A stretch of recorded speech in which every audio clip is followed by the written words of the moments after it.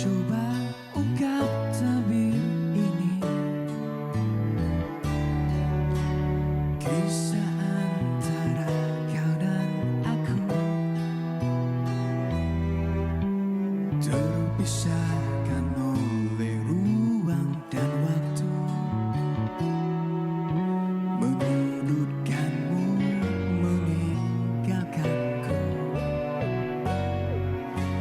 Ku merasa telah kehilangan cintamu yang telah lama hilang. Kau pergi jauh karena salahku yang tak pernah menganggap kamu ada. Asmara memisahkan kita, mengingatkanmu pada diri. Gelora mengingatkanku pada cintamu, kita merasuk jantungku. Sejujurnya ku tak bisa hidup tanpa ada kamu. Aku gila seandainya kamu bisa mengulang kembali lagi cinta kita. Takkan ku sia-siakan kamu lagi.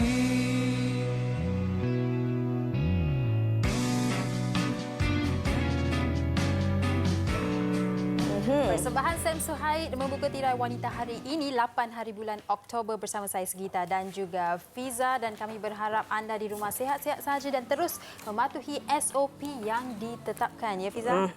Dan kita juga nak kongsikan kepada anda seperti yang telah pun diwawarkan oleh Sugi sebentar tadi, di mana saja anda berada pastikan anda terus menjaga keselamatan diri dan juga kesejahteraan insan-insan di sekeliling anda. Kalau bolehlah kami sekali lagi nak memperingatkan diri kami dan juga anda penonton-penonton, semalam kalau kita telah pun melihat, membaca ataupun mendengar tentang kes COVID-19 yang mana jumlahnya sebanyak 489 kes, iaitu sebanyak 487 kes tempatan, 2 kes import. Tiada kematian dilaporkan semalam dan terdapat 2 kluster baharu. Dan ada juga beberapa kawasan, 5 kawasan yang akan dikenakan PKPB bermula esok 9 Oktober 2020, dan antaranya kalau di Lembah Kelang ni di kawasan Kelang itu sendiri. Dan juga Sandakan, Tuaran dan juga Papar, ya Fiza? Ya, betul. Okey, dan kami berharap anda di luar sana, anda di luar dan di rumah sentiasa mengingat akan keselamatan diri anda, sebab kita belum menang lagi. Jadi sama-sama kita harus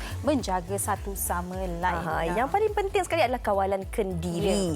Agak sukar mungkin kalau kita nak tegur-tegur orang kadang-kadang kan, tetapi apa yang kita perlu lakukan, kita ingatkan diri kita dan juga insan-insan yang paling rapat dengan kita. Yang paling penting, ini telah pun diwar-warkan sejak berbulan-bulan yang lalu. Ini harus kita pastikan di mana saja kita pergi, ke mana saja, pastikan kita memakai pelitup muka dan pastikan juga kita sentiasa menjaga kebersihan diri dengan mencuci tangan sekerap mungkin menggunakan sabun, ataupun kalau kita di luar, pastikan juga kita membawa hand sanitizer itu. Dan sekiranya perlu bersalam dengan orang, tidak mengapa, kita boleh terus memberikan mereka gesture sebegini. Jangan salam, jangan salam. Kita hanya berikan semua orang faham tanda. situasi sekarang ni. Jadi mereka akan faham kalau kita tak bersalam bukannya kita tak nak salam mereka. Situasi adalah sebegitu. Jadi lebih baik kalau kita berjaga-jaga daripada kita bersedih di kemudian hari. Betul. Tapi yang paling penting sekali, seperti yang telah pun diwar-warkan oleh pihak Kementerian Kesihatan Malaysia, kalau tak perlu, tak ada urusan-urusan rasmi, tak perlu keluar rumah. Kita duduk di dalam rumah lah, sebab kadang-kadang kalau kita duduk dengan keluarga ataupun kita ada ibu bapa yang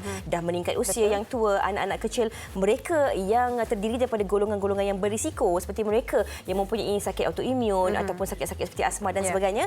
Mereka ini kita harus elakkan daripada berhadapan dengan mereka. Okey, kita tinggalkan tentang COVID-19.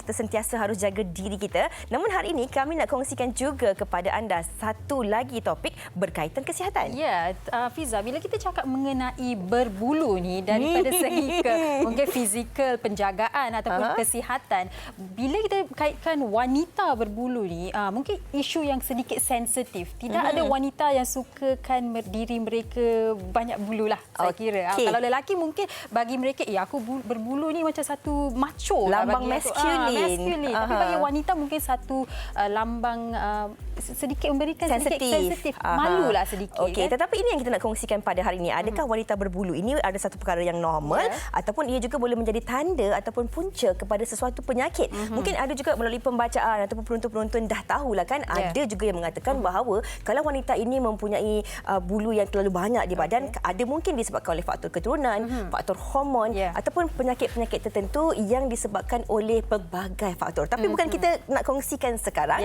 akan terus kita kongsikan bersama dengan panelis kita sebentar lagi. Jadi kalau anda sendiri mempunyai pengalaman lah, katakanlah anda sendiri mempunyai banyak bulu dan pernah mengalami situasi malu lah masa kat sekolah orang mengejek sebab banyak bulu ni, boleh terus ke Facebook Wanita Hari Ini dan kongsikan pengalaman anda ataupun soalan-soalan yang anda ingin tujukan kepada panel-panel kami. Kita akan berehat sebentar, kembali selepas ni di Wanita Hari Ini. Wanita Hari Ini.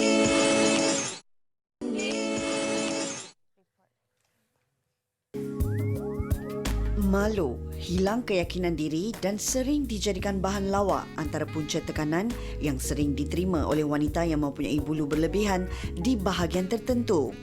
Ramai yang beranggapan wanita berkumis hilang ciri feminin. Begitu juga keadaannya apabila bulu halus tumbuh di lengan atau kaki lebih lebat daripada biasa.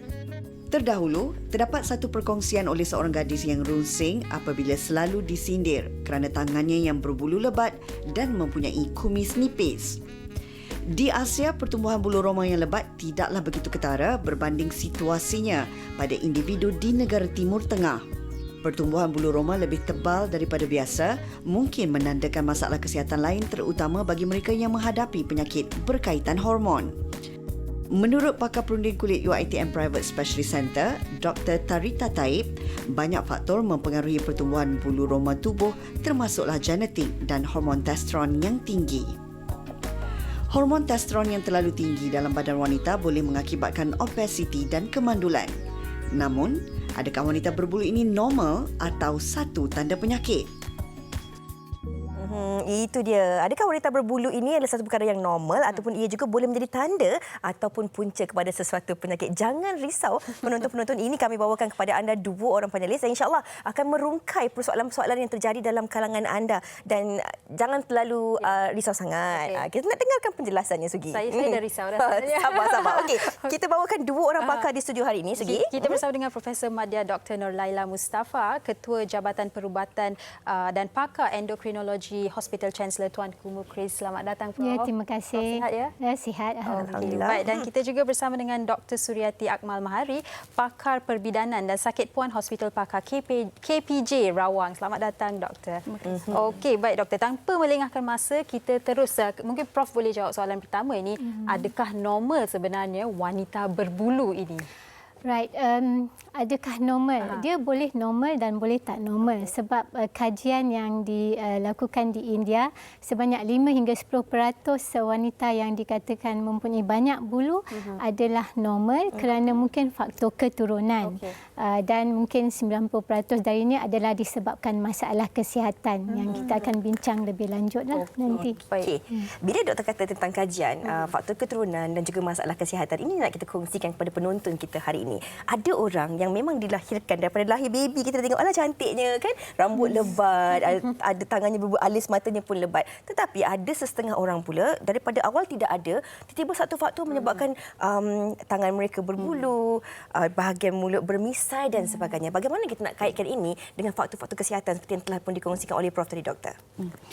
Dia kebanyakan kes, terutamanya kalau kita bercakap mengenai PCOS, okey, dia bermula pada waktu seseorang wanita tu sudah mula akhir balik. Dia masuk tempoh reproductive age, tempoh di mana dia dah berupaya untuk proses reproduktif dia berfungsi dengan normal.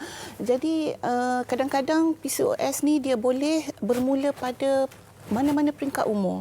Maafkan saya doktor, kalau doktor boleh terangkan kepada penonton apakah yang dimaksudkan sebagai PCOS itu? Alright.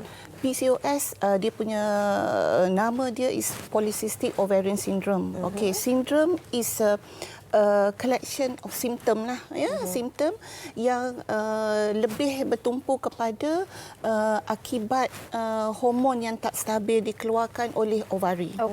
Ovary, the main thing is the ovary. Dia mengeluarkan lebih hormon androgen, hormon yang dominan dalam lelaki. Jadi itu yang timbul simptom-simptom yang ketara pada lelaki seperti hirsutism, rambut keluar macam misai, dia punya rambut pun agak lebih lah dan berbulu. Itu adalah antara ciri-ciri dia. Tapi kalau kita cakap pasal PCOS ni, dia bukan sahaja efek daripada yang kita kata androgen sahaja. As a result daripada itu, dia akan melibatkan metabolisme dalam badan, dia akan berubah, menyebabkan dia lebih senang untuk dapat darah tinggi dan kencing manis, which is saya rasa itu adalah kepakaran dari Prof. Nolaila. Tapi untuk berkenaan dengan wanita, dia akan efek kepada sistem reproduktif dia, termasuk period dia, kitaran haid dia, kemampuan untuk hamil itu akan affected. Terjejas. Baik, itu PCOS ya doktor, dan saya kira boleh saya katakan yang tidak ramai sebenarnya tahu mengenai PCOS ini, dan mungkin Prof boleh terangkan. Tadi Prof kata ada beberapa faktor yang berkaitan dengan wanita berbulu, antaranya adalah keturunan sendiri. Kalau kita lihat mungkin di waktu sekolah, saya pernah baca blog juga, ada para orang kata remaja dibuli di sekolah sebab banyak bulu, dan orang tak tahu mengapa itu berlaku, sebab kekurangan ilmu kenapa ia berlaku. Mungkin Prof boleh kongsikan apa sebenarnya faktor. Sebelum kita salahkan genetik ataupun faktor keturunan, biasanya kita akan siasat sama ada satu PCOS, wanita berbulu. PCOS adalah paling orang kata paling common atau paling biasa.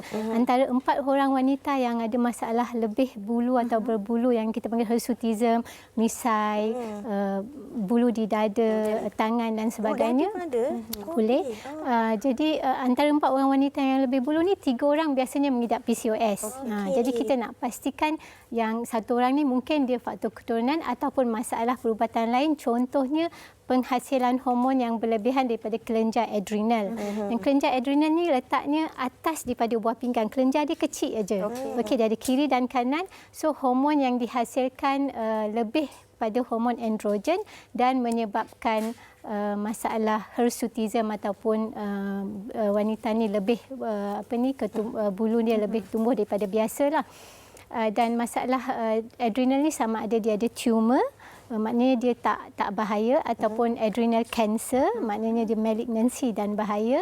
Lagi satu adalah masalah contoh lain, congenital adrenal hyperplasia yang terjadi daripada kecil, maknanya seseorang tu dilahirkan dalam keadaan kurang enzim dan dia akan menyebabkan penghasilan hormon tu terganggu.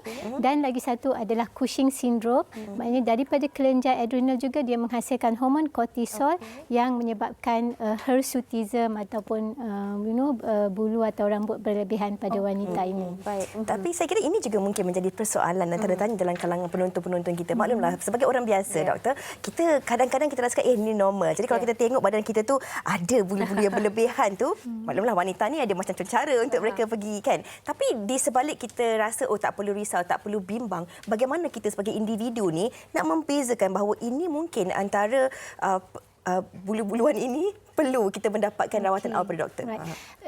Sebenarnya hormon androgen ni dihasilkan oleh ovary juga, tapi dalam amount ataupun kadar yang sangat sedikit.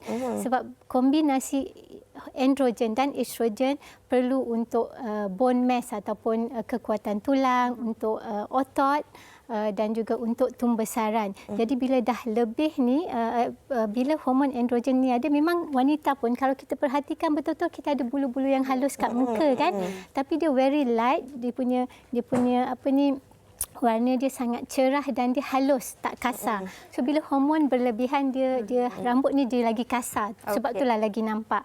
Jadi bila rambut kasar ni, perkara utama yang dia akan pergi kalau biasanya jumpa doktor, setengah tu dia pergi lebih pada spa dan sebagainya untuk hilangkan bulu ni. Tapi kalau mungkin orang yang arif pasal bulu wanita macam mana yang ada hormon lelaki, macam dia mungkin akan cadangkan pergi jumpa doktor dan kita akan check, akan tengok dia punya hormon testosteron berlebihan atau tidak. Itu juga yang akan Dr. Suryati akan check pada pesakit PCOS. Mungkin Dr. Suryati boleh teruskan kongsikan seperti yang doktor kata lebih mengenai PCOS ini, dan mungkin ada yang tertanya bagaimana saya kalau saya nak tahu saya ni ada PCOS ataupun tidak. PCOS biasanya diagnosis kita bergantung kepada tanda-tanda. Dia boleh jadi tanda-tanda. Antara tanda-tanda disebabkan oleh hormon androgen yang tinggi, macam yang kita sebut tadi, hirsutism. Kadang-kadang masalah jerawat yang begitu ketara. Dan kadang-kadang ada juga yang masalah kata bulu keluar dekat dada, dan male baldness. Wanita tetapi dia ada rambut dia gugur dan pattern keguguran rambut tu mengikut style lelaki. Oh, maksudnya yang dekat tengah. Beberapa patient saya pernah jumpa agak ketara lah. Lepas tu itu dari segi hyperandrogen, efek pada hyperandrogen. Pada ovari selalunya pesakit datang pada pakar sakit puan sebabkan period yang tak regular. Dia mungkin dalam bentuk period yang jarak. Maksudnya dalam 2 bulan atau 3 bulan satu kali period dan sikit. Tetapi ada juga sebahagian yang period dia very very heavy, terlalu banyak. Jadi golongan ni especially yang berumur sekitar 30-an, kita kena berhati-hati sebab ada kaitan dengan kanser rahim. Ada percentage PCOS dia memang higher risk untuk dapat kanser rahim. Tapi biasanya dah umur sekitar 30-an lah. Itu dan juga yang ketiga adalah kalau kita nak confirm untuk diagnosis dia, ultrasound. Dia ada orang PCOS, dia ada specific features. Itu kena jumpa doktor lah. Kita buat ultrasound, kita tengok ovari dia ada specific features yang kita kata ini PCOS ovary. So daripada 3 kelompok simptom ni lah kita boleh kita buat diagnosis, confirmation dan juga blood test. Kita mendengar penjelasan daripada profesor dan juga doktor ni. Saya rasa saya sangat-sangat teruja dan banyak yang telah pun saya tahu walaupun baru 4 soalan ni kan. Tetapi ada juga faktor-faktor lain yang mungkin kadang-kadang selain daripada faktor PCOS ataupun faktor keturunan ataupun hormon dan sebagainya. Adakah faktor-faktor sekeliling yang lain juga boleh menyebabkan masalah bulu lebat ini berlaku dalam kalangan masyarakat? Contohnya pengambilan ubat-ubatan ataupun suplemen-suplemen yang tidak sepatutnya. Contoh yang biasa menyebabkan pertambahan bulu tumbuh berlebihan adalah pengambilan ubat minoxidil. Minoxidil ni kita gunakan untuk sapu dekat kepala untuk lebatkan rambut. You sapu dekat kepala and then kena kat tangan, kena tempat lain tu dia akan menyebabkan pertumbuhan rambut. So minoxidil. Lagi adalah kalau orang tu ambil testosteron, setengah orang kekurangan testosteron, dia ambil testosteron. So kalau ambil berlebihan boleh juga menyebabkan pertumbuhan rambut yang lebih. Lagi adalah pengambilan ubat anabolic steroid. Steroid untuk bina badan. Juga dia ada ciri-ciri testosteron dan menyebabkan pertumbuhan rambut yang berlebihan. Lagi satu adalah ubat cyclosporin yang biasa kita gunakan dalam kes-kes transplant, pemindahan organ. So ini adalah 4 ubat utamalah, tapi yang paling biasa digunakan di kalangan komuniti atau masyarakat adalah steroid atau anabolic steroid yang pergi gym dan sebagainya. Sebab bukan lelaki je bina badan, sekarang perempuan pun nak bina badan, jadi dia ambil anabolic steroid nak nampak otot tu. Jadi ada kesan Ada sampingan kesan dia. sebenarnya. Okey. Okey, dan kepada Dr. Suryati nak tanya, tadi doktor menyentuh mengenai PCOS, tapi nak tanya bila seseorang itu dah akhir balik, mungkin usia 12-13 sekarang ni dah akhir balik. Waktu tu mungkin pertumbuhan bulu tu ketara dan itu normal, tapi sekiranya pertumbuhan bulu itu ketara dan mungkin cycle period mereka tak regular, adakah itu menunjukkan bahawa mereka perlu membuat test untuk diagnosis PCOS ataupun bagaimana, doktor? Betul.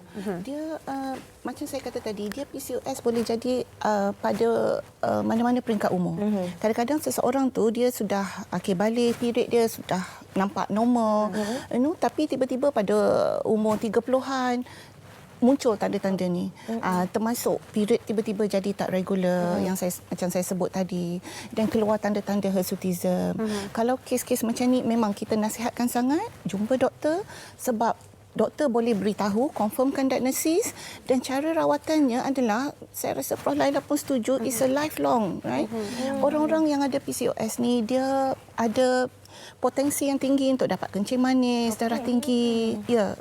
Jadi ini perlu dikontrol dari awal. Kita perlu sedarkan pesakit. Ini komplikasi yang mungkin later on dalam masa kehidupan tu dia berpotensi dapat penyakit ni. So kena kontrol dari sekarang. Dari segi diet. 17 16 tahun dah boleh. Kita beritahulah, kita beritahu. Then in fact ada setengah-setengah center dia memang treat PCOS sahaja.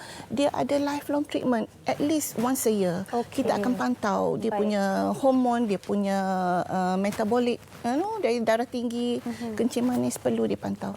Cuma bagi peringkat awal dia concern masa umur belasan ataupun 20-an is about reproduction, period dia macam mana. Dan walaupun ada PCOS masih boleh dibantu. Biasanya dia respon pada ubat-ubat sangat bagus. Ini yang kita katakan kesedaran awal tu amat-amat penting. Pencegahan itu juga penting. Banyak lagi nak ditanyakan kepada doktor dan juga Prof. Tapi sebelum tu kita nak kongsikan juga kepada penonton kita, bagi mereka yang tidak ada masalah, ada kaitan dengan penyakit wanita ni, ada macam-macam cara kan untuk cara kita nak mengurangkan bulu-bulu di tangan, di muka kita. Kami nak kongsikan kepada anda yang sempat dirakamkan oleh rakan wartawan kami, Syifa. Silakan.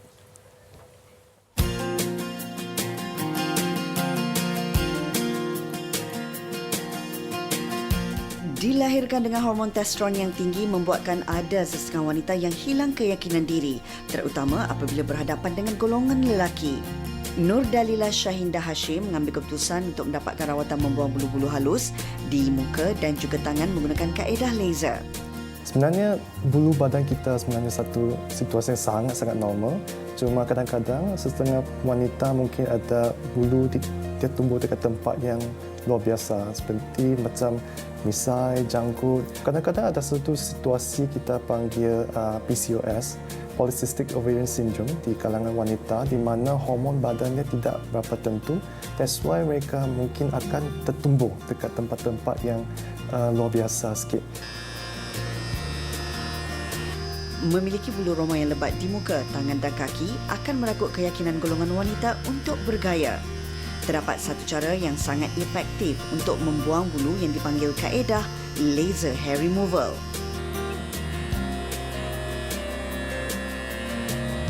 Laser bila dia tembak dia rasa panas sebab dia nak bagikan haba so that dia akan membakarkan akar rambut. So untuk kesisaan memang tok tu sangat sejuk, dia letak dia akan tembak. So the whole procedure is considered quite comfortable lah, ya. Gel sejuk disapu untuk membantu cahaya laser menembusi kulit tanpa meninggalkan kesan kerosakan kepada kulit. Pancaran cahaya dari laser akan dilalukan ke bahagian tersebut selama beberapa kali. Sesi rawatan tu berbeza mengikuti kriteria seseorang wanita lah. So sekiranya kita punya kulit dia lebih cerah, bulu lebih lebat atau lebih gelap, sesi rawatannya biasanya tak panjang sangat. Biasa 3 sesi sampai 5 sesi. Sebab kuasa yang saya boleh pakai untuk laser tu boleh ditingkatkan sikit, so result dia lagi laju. Bulu roma akan dicukur sehingga licin untuk mengelakkan ianya terbakar sewaktu pancaran laser dipancarkan ke atas permukaan kulit. Peralatan laser tersebut akan diselaraskan mengikut warna kulit, ketebalan dan frekuensinya.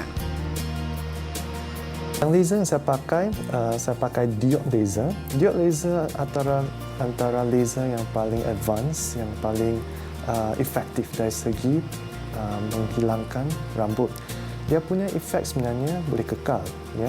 Tapi sesi yang kita buat tu biasa dalam 3 sesi sampai 5 sesi terpulang bahagian bulu badan kita. Sebab rambut kita ada berapa fasa. Kenapa kita kena berulang? Disebabkan fasa yang kita boleh tembak, boleh mematikan rambut tu sebenarnya fasa yang tengah menumbuh. Fasa yang 3 itu kita panggil anagen, katagen dengan telugen. Selepas rawatan, mereka dinasihatkan untuk tidak mencukur bahagian yang sudah dilaser kerana ia akan mengaktifkan kembali akar-akar rambut yang telah mati. Kaedah ini selamat dan sesuai untuk semua golongan. Kalau dulu kita hanya tahu kaedah mencukur dan juga waxing, sekarang dah ada pelbagai jenis laser yang tak sakit.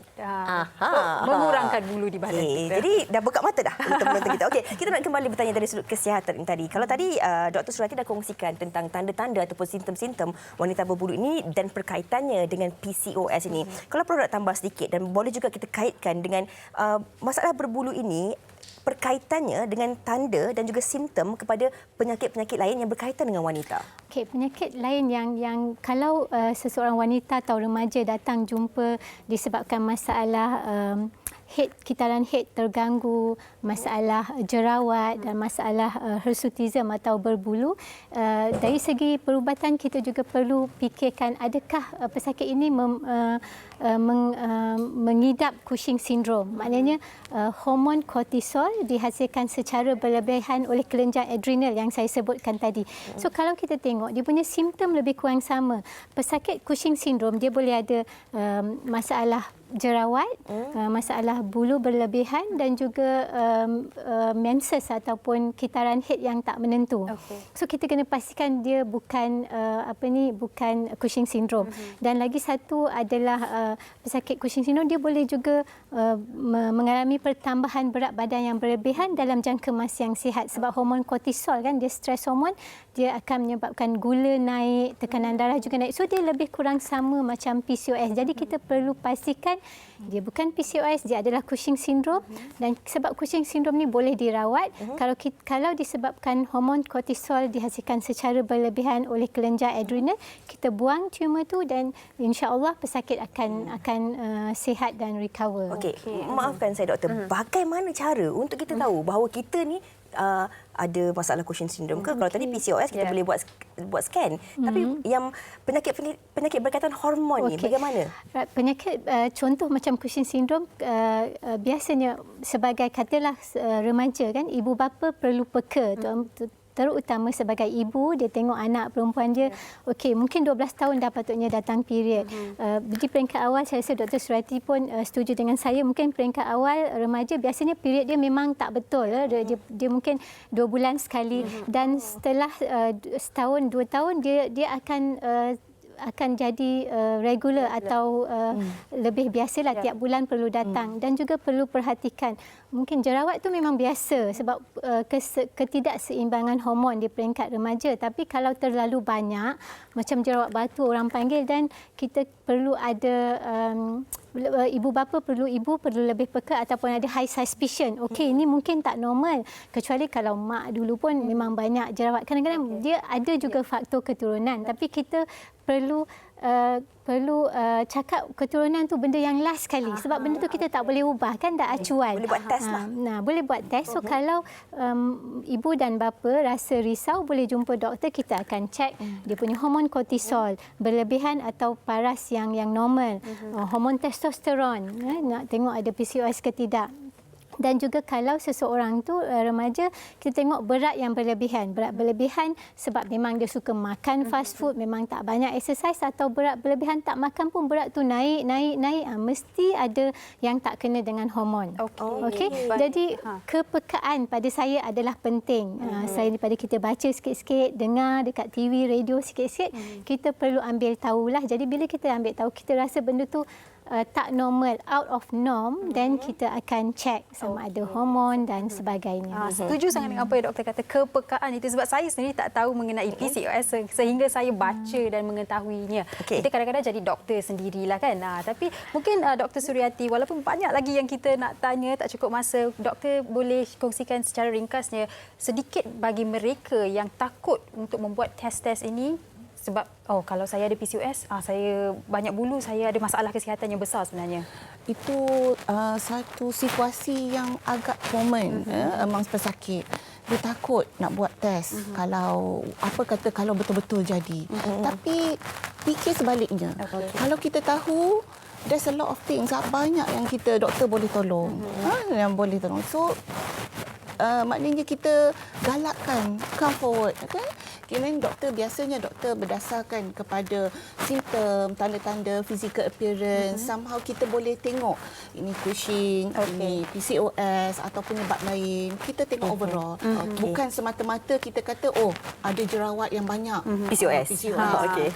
Alright. Overall. Okey, baik. Saya kira kedua-dua doktor dan Prof dah berikan banyak pendekatan. Saya kira dah buka mata seperti yang Fiza katakan penonton-penonton kita di rumah. Mungkin Dr. Prof ada apa-apa yang ingin dikongsikan sedikit? Kalau saya boleh tambah apa yang Dr. Suryati cakap tu, memang takut. Doktor sendiri pun takut nak check, nak tahu normal tak normal.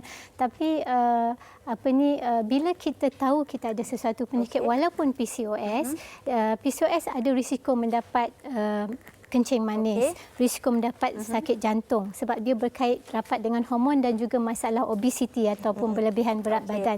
Jadi bila kita tahu di peringkat awal, kita akan lebih peka dan kita akan mula menjaga kesihatan lagi awal. Jadi kita dapat kurangkan komplikasi.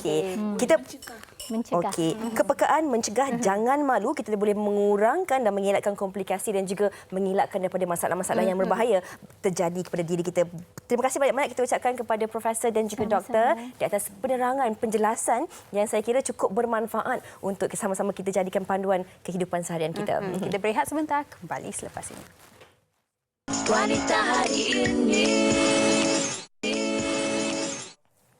Kembali bersama kami di Wanita Hari Ini. Bahagian yang ternanti-nantikan ataupun merindukan kemunculannya di Kaca TV. Hari ini segmen tajaan kita bersama dengan Datuk Sri Vida. Apa khabar? Khabar baik. Keputih, baru dah putih. Berdua. Energi kita. Sehatlah Fiza dok. Sehat. Datuk makin dah lama tak datang tapi berseri-seri nampaknya kan. Okey Datuk, mungkin boleh kongsikan apa yang nak dikongsikan pada penonton daripada Datuk Sri Vida hari ini? Okey, setelah sekian lama saya duduk kata mencari apakah formulasi terbaik untuk diberikan kepada semua. Barang cakap, barang jadi, barang ya, barang sekoti. Kalau pakai orang puji, ini dia stek tomato. Terbaik untuk semua rakyat Malaysia. Wow. Okey, mungkin Datuk boleh kongsikan apakah khasiat dan kandungan kup putih Now? Kup putih Now ini kita ada satu formulasi menggunakan tomato sahaja tapi boleh putih gebu seluruh tubuh. Cara minum sahaja, curah pun boleh atas lidah. Curah gini boleh. Payah. Dia curah gitu dan dia pergi habis tomato. Lepas tu kita baca pun boleh. Baca sedapnya serbuk tomato ini. Yang ada glutathione dan dia ada ejen pencerah. Kaca gini lepas tu minum. Allah, lepas tu alah tengoklah dia punya perubahan. Hak kuruh tu cepatlah jadi putih. Tak payah cucuk berapa ya? Sekali cucuk berapa ribu? 1,500 tak tentu jadi. Ambil segelas pasti. InsyaAllah lah dengan formulasi ini. Tengok saya dulu. Saya lagu mana? Dulu berselindung di balik kosmetik 5 kati. Sekarang ni tak ada minum kup putih sahaja yang sentiasa lekat di hati. Okey, sambil Datuk minum tu, Datuk boleh kongsikanlah juga. Kalau yang di tangan Datuk pegangkan set tomato kup putih kan? Apakah khasiat yang nak dikongsikan dan kandungannya? Ni dalamnya. Bila kita ada dalamnya dan luaran, maka apa yang kita pakai cepat jadi dan berkesan. Dan sekarang ini saya nak tanya, sebelum saya cakap ni saya tanya dulu, siapa nak putih? Siapa nak hilangkan kedut? Siapa nak hilangkan jeragat? Ataupun muka-muka hitam lah, muka kata pacar, kalau kata apa tak kali hitam. Muka tak comel, tak berseri. Ataupun muka lagu mana lah. So ini dia terbaru daripada tomato. Dia bukan kata ini pasti jadi. Tidak. Tetapi siapa pakat sudah dipuji-puji sekian kali setelah 3 tahun saya menyendiri. Tapi inilah pengganti diri. Set tomato ke putih dan ke putih now. Ni minum. Go. Datuk mungkin boleh kongsikan. Kalau kita lihat dekat depan ni kan, dalam set ni ada macam-macam. Ada sabun, ada serum, ada bedak, lipstick dan sebagainya. Kalau Datuk boleh perjelaskan. Okey, hari ini untuk pembelian online, pembelian duduk tunggu di rumah kita hantar. Self-service kita hantar secara Korea. Kita hantar Korea. Ni kakak yang ada dalam set tomato. Ada lecu. Ini saya bagi free. Free ni untuk kata wanita hari ini. Ni minuman tadi kena minum wajib sunat haru untuk putih. Tak payah cocok tak pasti jadi tapi minum ke putih. Okey, puji. Ini set dia. Ini set dia harga asal 220, 4 barang. Ada sabun, ada serum, ada foundation dengan sunblock sebab perlu untuk nak kawal UV. Dan ini barang untuk orang kata pelaris. Melengkapkan dah putih comel pakai perfume. Di SW kita ada 2 package. So ini package dia. Untuk dalaman dan luaran. Kup putih harga asalnya 280 tau. Tapi semua atas meja ni hanya 280. Tapi you have choice. Nak pilih dalam mes saja ataupun nak minum. Gitu. Okay. So terpulanglah pada you all. Kalau saya kalau cocok 1,500 tak tentu jadi. Ambillah 2 ni. Satu set yang dalaman dan luaran. Harga promosi hari ini untuk kup putih now RM168. Ada percuma barangan istimewa. Okey. Datuk, mungkin Datuk boleh kongsikanlah juga. Ini dia perfume ini diimport dari mana dan apa bahan-bahan yang terdapat di dalam perfume. Ni oud. Tapi sebelum oud tu tengok nombor telefon hak kena ada tu nanti you tak tahu nak beli mana. Saya lambatnya slide semula nombor telefon nanti orang tak tahu nak order. So dia order sediakan telefon. Saya nak bagi offer. Ni 013 981 6869. Siapa yang menonton hari ini dapat murah ni. Free, saya nak free apa? Saya nak free lipstick tomato. Saya nak free loose powder ni. Bagai laris, bagai panah ni. Orang nak loose powder ni sebab dia apa ni? Dia lightweight, dia boleh putih muka, gebu glowing. So ini saya nak bagi free. Saya nak bagi free 55 ya kepada penonton wanita hari ini. Tak cukup dengan ini free, saya nak bagi free juga lipstick tomato ni. Pakai ni saya buka hidung meh Korea ni. Ini pun free. 100 ya bagi saya free. Bagi cakap bagi jadi 100 ya bagi free. You kena WhatsApp nombor telefon saat ini nombor 013 981 pukul gambar. Nela penes mile. Ambil sempat hold. Kita tengok okey. 013 981 989 penonton yang bertuah hari ini. Dapat dia punya kakak ni free. Lipstick tomato, rawat bibir kering lah, bibir gelak kau free. Okay. 100 ya. Seringkas ni Datuk, pesanan kepada penonton-penonton kita. Penonton hari ini, wanita hari ini dapat kasih aku putih segera. Mari kita putih seluruh tubuh. Rawatlah masalah muka kusai, kau hak peta kat muka bertahun sekian lama pakai set tomato. InsyaAllah beberapa hari. Okey, puji. Lepas tu minum set tomato. Ini ku putih now. And sekarang putih. Alright. Baiklah. Terima kasih banyak-banyak kita ucapkan kepada Perfume pun boleh beli juga. Spray. Okey, terima kasih banyak-banyak kita ucapkan kepada Datuk Seri Dr. Hasmiza Osman ataupun Datuk Seri Vida kita di atas penerangan berkaitan rangkaian produk daripada barang baik, barang jadi beauty pada hari ini. Okey, kita nak berehat dahulu seketika. Terima kasih Datuk. Ya. Balik. Order. Cepat. Wanita hari ini.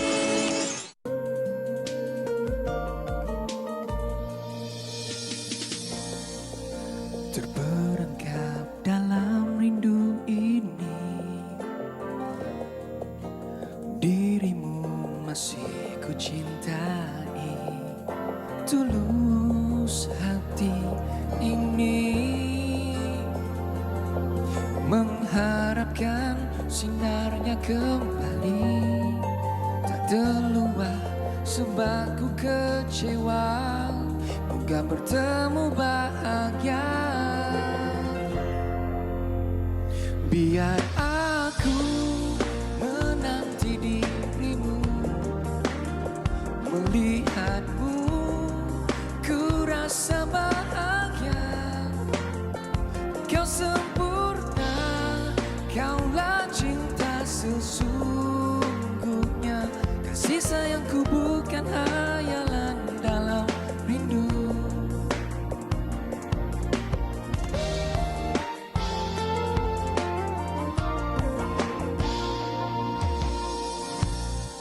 Ku singkap tabir kasih yang tercipta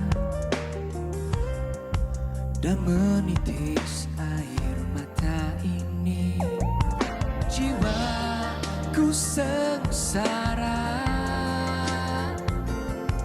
mendugakan sinar selamanya tak terluar sebab ku kecewa. Ku ingin dikau semula. Wow, biar aku menanti dirimu, melihatmu ku rasa bahagia. Tiada lain, kaulah cinta yang pertama. Kasih sayangku bukan hayalan dalam rindu. Benarlah hidup ini tiada arti, hanya ditemani bayang-bayangku sendiri. Tuhan berikan sinar agar ku fahami apakah yang harus ku miliki.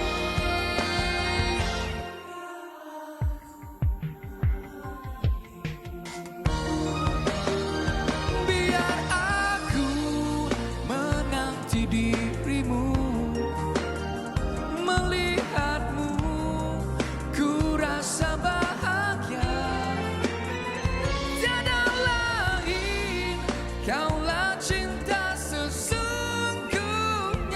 Kasih sayangku bukan hayalan dalam rindu. Kasih sayangku bukan hayalan dalam rindu. Itu dia Sam Suhaid dengan single terbarunya Khayalan Dalam Rindu yang baru saya kira sebulan ya? Tak, seminggu. Oh, seminggu, maaf Baru saya. keluar music video. Music Seminggu. video. Yes. Okey, baik Sam. Saya kira penonton nak tahulah mengenai lagu. Alamak sangkut. Khayalan Dalam Rindu ini boleh terus kongsikan. Okey, lagu Hayalan Dalam Rindu ni merupakan OST untuk drama Pengantin Satu Malam.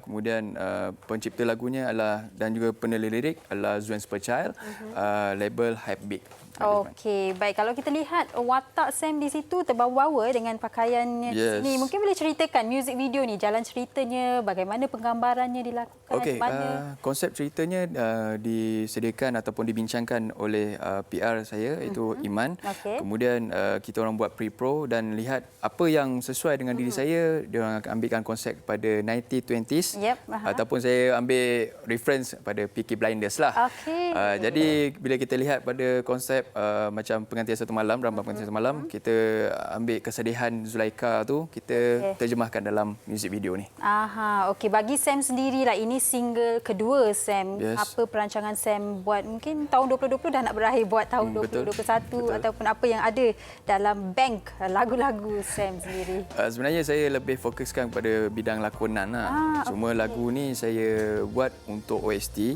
Kemudian kalau sebagai salah satu cara untuk saya naikkan nama saya dalam industri inilah. Okey. Untuk 2020 insya-Allah satu lagi lagu akan rilis. Oh, ada? Ada insya-Allah. Okey. Dan tunggu.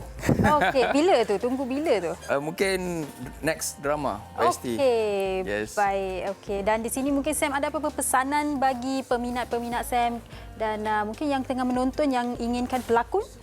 Okey, kepada semua penyokong lagu Hayalan Dalam Rindu, saya ucapkan terima kasih kepada anda semua. Dalam masa seminggu dah 50,000 tontonan. Dan insya-Allah saya akan terus menghiburkan anda. Dan mungkin kita akan jumpa dalam drama-drama akan datang, dan teruskan sokongan tengok Hayalan Dalam Rindu dalam YouTube. Okey, baik. Terima kasih Sam. Selamat maju Thank jaya. you. Dan anda di rumah, Fiza ada sesuatu pesanan buat anda. Bagi anda di rumah ini dia, saksikan rancangan realiti kanak-kanak terbaru. Rancangan yang menguji ketahanan mental dan fizikal kanak-kanak ini akan menemui anda pada setiap hari Ahad jam 7 malam bermula 11 Oktober 2020. Itu dia rancangan Generasi Z. Okey, baiklah. Nampaknya kita telah pun sampai di penghujung siaran untuk hari ini. Semoga apa yang telah pun kami kongsikan kepada anda dari awal hinggalah ke hujung ini sedikit sebanyak dapat memberi manfaat yang berguna untuk anda penonton-penonton yang sedang menonton ketika ini. Sekali lagi kita ingatkan diri kami sendiri dan juga anda penonton di rumah di mana anda berada, pastikan anda terus menjaga keselamatan dan juga kesihatan diri. Kawalan kendiri, penjarakan fizikal itu yang harus dilakukan. Esok insya-Allah kami akan kembali kepada anda dengan satu lagi topik berkaitan hikayat perkahwinan, iaitu mengenali bahasa cinta pasangan anda. Bagaimana caranya untuk mengenali bahasa cinta pasangan akan terus kami kongsikan bersama dengan Kak Lina Pompom dan juga Ustaz Azam Al-Kankari. Baiklah, sampai di sini sahaja. Sehingga berjumpa lagi. Assalamualaikum. Bye. Wanita hari ini bijak mengatur, mengurus mata wataknya.